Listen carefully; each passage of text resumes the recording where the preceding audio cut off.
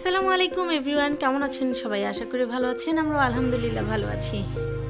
চলে আসলাম সকাল সকাল নতুন আরেকটি ভিডিও নিয়ে আপনাদের কাছে। আর আজকে সকালবেলা ঘুম থেকে একটু তাড়াতাড়ি যেহেতু উঠেই সকালে নাস্তা বানিয়ে ফেলেছি। তারপর একটু ব্যালকনিতে চলে আসলাম, কারণ আজকে বেশ কয়েকদিন যাবৎ শীত চলে এসেছে, যেহেতু ঘুম থেকে একটু উঠতে দেরি হয়। তো গাছের প্রতি আসলে সেরকম কোনো যত্নই নেওয়া হচ্ছে না। দেখতেই পাচ্ছেন বারান্দার গাছগুলো অনেকগুলো পাতাই হলুদ হয়ে গেছে, প্লাস গাছের গোড়ায়ও একটু ময়লা জমেছে। তো আজকে ভাবলাম যে বাচ্চারা যেহেতু ঘুমাচ্ছে আর আমিও যেহেতু একটু সকাল সকাল উঠে গেছি, তো একটু সময়টাকে কাজে লাগাই। সেই জন্য গাছের যত হলুদ পাতা আছে সেগুলো একটু ছিঁড়ে ফেলবো। আর এখানে যে পুঁইশাক গাছটা দেখতে পাচ্ছেন, এটা আমার একটা স্টুডেন্টের মায়ের দেওয়া গাছ ছিল। আমি এটা স্মৃতি হিসেবে রেখে দিয়েছি। এই গাছটার কিন্তু প্রায় 2 বছর হয়ে গেছে। এটাকে আমি উঠাচ্ছি না, এভাবেই রেখেছি। আর এই তো দেখতে পাচ্ছেন আমার সিম গাছের সিম ফুল এসেছে আলহামদুলিল্লাহ। কিছু গাছের সিমও ধরেছে। তো আপনারা সবাই দোয়া করবেন যাতে আমার গাছে আরও ভালো করে ফলন হয়। আর এই তো পুঁইশাক গাছেরও বেশ কিছু পাতা একদম হলুদ হয়ে গিয়েছে, কারণ আমি আগের কয়েকটা ভিডিওতে আপনাদেরকে বলেছি যে গাছ থেকে কিছু নিয়ে খেতে আসলে আমার তেমন একটা ভালো লাগে না। আমার কাছে মানে বারান্দাটা সবুজ থাকবে এটাই ভালো লাগে। তো বেশ কিছু দিন হচ্ছে গাছের তেমনভাবে যত্ন নেওয়া হচ্ছে না, যার জন্য আজকে যতগুলো হলুদ পাতা আছে এগুলো আসলে প্রতিদিন মানে ধোয়া যখন ঘর মুছে যায় তারপর একটু একটু করে পড়ে, সেটা দেখতে একদম ভালো লাগে না। তাই সবগুলো মানে হলুদ পাতা ছেড়ে নিচ্ছি, ময়লাগুলো ফেলে দিচ্ছি। আর এই পুঁইশাক গাছটাও আমি ভাবছি উঠিয়ে ফেলবো। এইখানে কিছু ধনেপাতা গাছ লাগাবো, বাট আমরা যে এরিয়াতে আছি চারাগালিতে আমি এখন পর্যন্ত কোনো গাছের যে সার বা বীজ পাওয়া যায় সেই দোকানগুলো আসলে খুঁজে পাইনি। তো যার জন্য কোনো মানে ওইভাবে গাছ লাগানো হচ্ছে না। আর যেহেতু শীত পড়ে গিয়েছে, সকালবেলাও হাঁটতে যাচ্ছি না, নতুন কোনো গাছও কেনা হচ্ছে না। তো ভাবছি একদিন বের হয়ে আরও কিছু নতুন গাছ কিনে নিয়ে আসবো। পুরা বারান্দায় আসলে পুঁইশাক গাছ দিয়ে ভরে গেছে। আর এখানে যে বেগুন গাছটা দেখতে পারতেছেন, এটাও অনেক পুরাতন গাছ। এটাতে পোকা ধরেছিল দেখে আমি গাছটা কেটে ফেলেছিলাম। তো তারপর দেখি যে আবার ওইখান থেকে একটু একটু করে হচ্ছে। আর এই পুঁইশাক গাছের পুঁইশাক আসলে আমাদের খাওয়া হয় না, কারণ এটা একটু মোটা হয়ে গেছে, পাতাটা মানে খেতে অতটা টেস্ট লাগে না। বাট ওই যে বললাম স্মৃতি হিসেবে রেখে দিয়েছি। দেখি সবগুলো গাছই আসলে যেগুলো এখন অতটা মানে কাজে লাগতেছে না এগুলো ভাবছি উঠায় ফেলবো, উঠায় আমি নতুন কিছু গাছ লাগাবো। তো সেটাও পরবর্তীতে আপনাদের সাথে শেয়ার করা হবে। আর দেখতেই পাচ্ছেন সিম গাছের মধ্যে প্রচণ্ড হলুদ পাতা হয়েছে। তো আমি একটা ভিডিওতে দেখেছি যে সিম গাছে হলুদ পাতা যদি হয় পাতাগুলোকে ছিঁড়ে ফেলে গাছের জন্য ভালো। সেই জন্য আজকে ভাবলাম যে গাছের যে হলুদ পাতাগুলো আছে যতটুকু পারা যায় ছিঁড়ে ফেলি। আর ওই তো দেখতে পাচ্ছেন আমার গাছের প্রথম সিম একদম উকি দিয়ে আছে। যখন আসলে এই গাছে প্রথম সিমের ফুল দেখেছিলাম, তো আমার কাছে এত খুশি লেগেছিল। অন্য ফুলগুলো তখন আমি দেখিনি, তো তখন মনে হচ্ছিল যাক এই কয়টা সিম যদি ধরে তাও আমার সার্থক, গাছ আমাকে নিরাশ করবে না, এই সিমগুলো দিয়ে আমি ভর্তা বানাবো। বাট এখন দেখি যে আমার গাছে আরও মানে কোনায় কোনায় অনেক ফুল এসেছে আলহামদুলিল্লাহ। সবাই দোয়া করবেন যাতে আমার গাছের এই ফুলগুলোতে প্রত্যেকটাতে সিম আসে। আপনাদেরকে পার্সেল করে পাঠিয়ে দিব, অথবা আপনারা কেউ চাইলে আমার বাসায় এসে সিম ভর্তা খেতে পারেন। তো আসলে আমার মনে হয় যে এত ছোট একটা গাছ অতটাও বেশি মানে বড় হতে পারেনি, যেহেতু আমি কোনো ওইভাবে মাচা করে দিতে পারিনি। তারপর আলহামদুলিল্লাহ যতটুকু ধরেছে আমি অনেক খুশি। গাছটা 20 টাকা দিয়ে ওর বাবা এনেছিল। আর ওইগুলো পরিষ্কার করে এবার আমি ইনডোর যে প্ল্যান্টগুলো আছে সেইগুলো ভাবছি একটু ক্লিন করে নিই, যেহেতু আজকে সব ধরেছি। আসলে প্রত্যেকটা গাছেই আমার খুব বেশি মরা পাতা হয়ে গেছিলো, মানে অনেক দিন ধরে এগুলো করা হয় নাই। দিনটা এত ছোট হয়ে গেছে, সকালে ঘুম থেকে উঠে বাচ্চাদেরকে ফ্রেশ করিয়ে দাঁত ব্রাশ করিয়ে নাস্তা খাইয়ে তারপরে আবার একটু হাত মুখ ধুয়ে দেখা যায় নিজে একটু এডিটিংয়ে বসিয়ে, তারপরে তো দুপুরে রান্না বান্না হাতেই যাবে। এগুলো করতে করতেই মানে হুলস্থুল বেঁধে যায়, 2টা বেজে গেলেই তো আবার বাচ্চাদের গোসল করে খাবার দাবার। তো প্রতিদিন আসলে মানে প্রচণ্ড যুদ্ধের মধ্যে দিন কাটাতে হয়। রাতের বেলা ভাবি যে মানে সকালবেলা তো তেমন কোনো কাজই নেই, বাট সকালে ওঠার পর দেখি যে প্রত্যেকটা দিনই কোনো না কোনো কাজ এসে আমার সামনে হাজির হয়ে যায়। মানে কোনো কাজ যদি নাও করি তাও মানে দেখা যায় যে 2টা বেজে যায় সব কাজ শেষ হতে হতে। তারপর বাচ্চাদের খাইয়ে ঘুম পাড়িয়ে দিতে দিতে 3টা সাড়ে 3টা, আমি শুতে শুতে 4টা বেজে যায়। এভাবে আসলে দিনগুলো চলে যায়, বাড়তি কাজ করার কোনো অবকাশই পাই না। তো আজকে সেই জন্য ভাবলাম যে যেহেতু একটু সকালেই উঠেছি এগুলো সব পরিষ্কার পরিষ্কার করে ফেলি। আর দেখতেই পাচ্ছেন বারান্দায় একদম লন্ডভন্ড করে ফেলেছি সব, মানে এটা কোনো সমস্যাই না, কারণ 2-3 ঘন্টা পরে বুয়া আসবে, তো উনি এগুলো ক্লিন করে ফেলবে, এই জন্য আমি আর অত প্যারা নিচ্ছি না। আর আগেই যেহেতু নাস্তা বানানো হয়ে গেছে, তেমন কোনো কাজ নেই এখন। এই গাছগুলো ক্লিন করে জাস্ট ওর বাবা ঘুম থেকে উঠলে নাস্তা খেয়ে নেবে। আর এইগুলো ক্লিন করার আগে আমি সকালে আবার একটু ছাদে গিয়েছিলাম, ছাদের গাছগুলো পরিষ্কার করে এসেছিলাম। তো এবার এখানে যে স্প্রেটা দেখতে পাচ্ছেন, এটা আমি একটা কী যেন বলে, এটা হচ্ছে পাতাকে একটু সবুজ রাখে, প্লাস হচ্ছে পাতায় যদি কোনো রকম পোকামাকড় মানে বাসা বাঁধে তো সেটা আপনার চলে যাবে, একটা স্প্রে আর কি, কীটনাশক মেবি। তো এটা আমি প্রত্যেকটাতেই মানে স্প্রে করে দিচ্ছি যাতে সবগুলো পাতাই একদম সতেজ থাকে। এটা যখন আমি সকালবেলা আগে হাঁটতাম তো ওইখানে একটা নার্সারি থেকে এনেছি। এই যে আমার লেবু গাছটা, ভাবছি লেবু গাছটাকেও আমি চেঞ্জ করে অন্য একটা পটে দিব, বাট লেবু গাছ আমি যতবারই চেঞ্জ করতে গেছি ততবারই লেবু গাছ মরে গেছে, যার কারণে এখন রিস্ক নিতে চাচ্ছি না। তুমি পচা ছেলেটাকে ধরতেছো কেন? পচা ছেলেটাকে কেন শিশি দিচ্ছ? কিভাবে শিশি দিয়ে দিলে? তুমি মাম্মিকে কেন ডাক দাওনি বলো? না, হাসি দিলে হবে না, বলতে হবে কেন শিশি কেন দিয়েছো বলো। না, কোনো প্রকার হাসি হবে না, কথার উত্তর দাও। তুমি শিশি দিয়েছো নাকি নিহা শিশি দিয়েছে? কে? বিছানাতে কে শিশি দিয়েছে? ছেড়ে দাও, ছেড়ে দাও, ওকে ধরা লাগবে না, ওকে আমরা আজকে ঘুরতেও নিয়ে যাব না। বলেছিলাম না ঘুরতে নিয়ে যাব, কোথাও তোমাকে ঘুরতে নিয়ে যাব না, আমি শুধু শুধু নিহাকেই ঘুরতে নিয়ে যাব। বুড়িটা কোথায়? বুড়ি হাই বলে দাও, গুড মর্নিং বলে দাও। তুমি এটা কাকে ধরে রেখেছো? বিবিকে? বামুনি কে শিশি দিয়েছে? আলিফ। আলিফ একদম পচা। ঘুরতে নিয়ে যাবে না?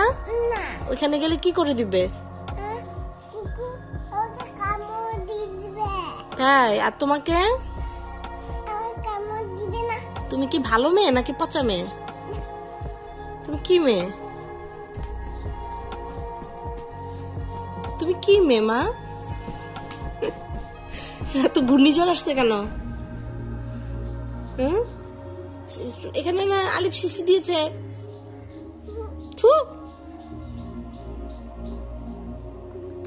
এখানে দিয়েছিল।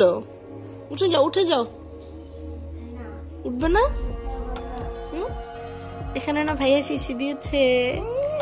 দিয়েছে আলিফকে। আচ্ছা উঠো না, আলিফকে একটা বকা দিয়ে দাও। আলিফ কেন শিশি দিয়েছে একটা বকা দাও। বকাও দিবে না? তাহলে তোমরা দুজন বাসায় থাকো, আমি আর তোমার বাবা ঘুরে আসি। কিসের তোমার বাবা? এটা ওকে ছেড়ে দাও। বিছানায় খালি শিশি দেয়। ও কালকেও শিশি দিছে, বলছে যে শিশি দিও না, শিশি দিও না। শিশি ধরলে বলছে আমাকে বলবে। ও আজকেও বিছানায় শিশি দিয়ে চুপ মারা শুয়ে রইছে। আমার জিজ্ঞাসা করি কি শিশি দিবা? বলে কি না, বাবার কাছে শুবা না। ও যে কাম সেরে রাখছে এটা আর বলে না। পোষাগুন খানের আবার মুস্কি মুস্কি হাসে, দুষ্টু কোথাকার।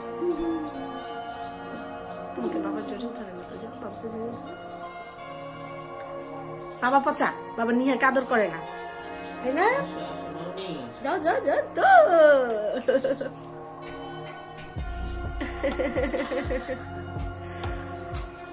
একবারে ছানাপোনা নিয়ে রেডি। হ্যাঁ, দেখাই তো যাচ্ছে না কাউকে মা। সুন্দর দেখা যাচ্ছে।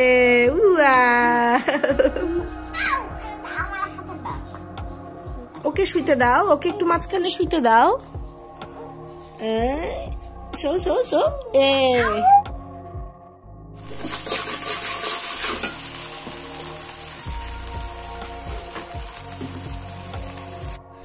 আর এই তো দেখতেই পাচ্ছেন রান্নাঘরে চলে এসেছি। তো সকালবেলা ওর বাবাও নাস্তা খেয়ে অফিসে চলে গিয়েছে, বাচ্চাদেরকেও ফ্রেশ করে নাস্তা খাইয়ে এখন কার্টুন ছেড়ে দিয়েছি, ওরা কার্টুন দেখছে আর আমি রান্নাঘরে চলে এসেছি।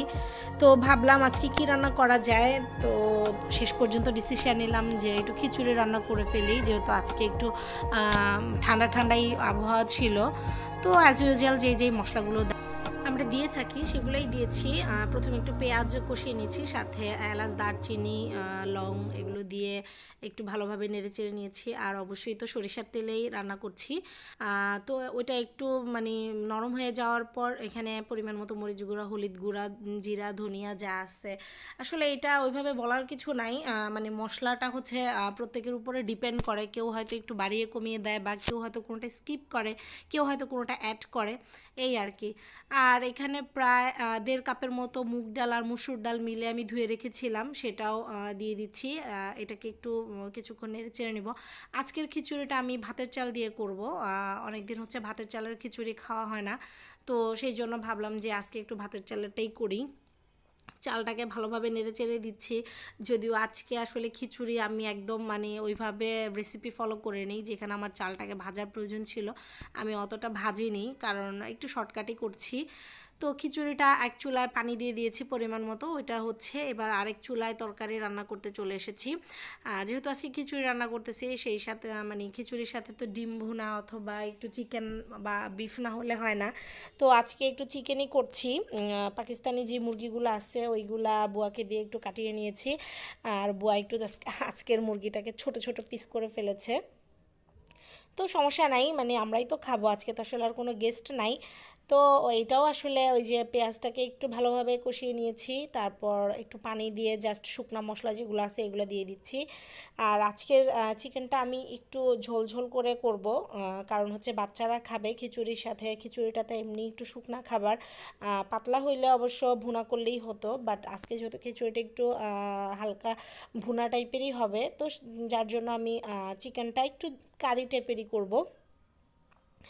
আর রান্নাবান্না শেষ করার মানে মাঝে মাঝে দেখা গেছে যে আবারও বারবার রান্নাঘর থেকে বের হয়ে মানে রুমে যেতে হচ্ছে, আলিফ নিহা কি ঝগড়াঝাটি করতেছে কি না, বা ওদেরকে একটু মিড মর্নিং নাস্তা দেওয়া, আবার ঘরদোর গুছানো, মানে সব কিছু মিলিয়ে সকাল 11টার পর থেকে দুপুর 2টা পর্যন্ত আমার মনে হয় যে আমি একদম টাইম মেশিনের মতো ঘুরতে থাকি।